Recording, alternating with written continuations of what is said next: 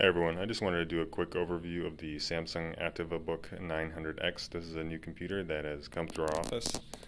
It has a 1080p screen, and here I have it next to the X1 Carbon 2014, which I did a quick overview of a few days ago.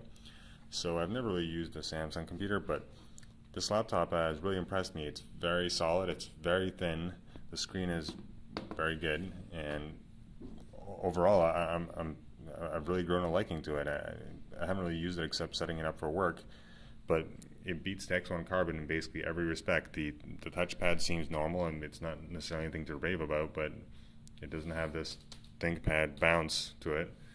The screen is significantly better than the X1 Carbon. This is a nice screen. Definitely 1080p. The colors are looking good. Also, it has actual F keys, which is something you wouldn't really even think about having to worry about these days. But these days, this X1 Carbon has touch buttons for F keys, which isn't acceptable to me. So, other things, the keyboard seems pretty good as well. I really like the build quality of this computer, and I think it's, if I were to choose it over versus the X1 Carbon, I would absolutely choose this computer.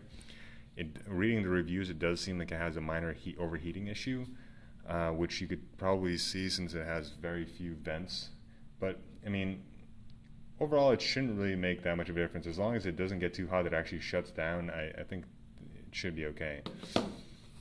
So this is just kind of a quick overview of this computer, and I just wanted to say the build quality is very nice. It's pretty light. It's not the lightest, not as light as something like a Veo Pro, but it's also much more solid. It has the feeling of a thicker computer while being this thin, which I kind of appreciate.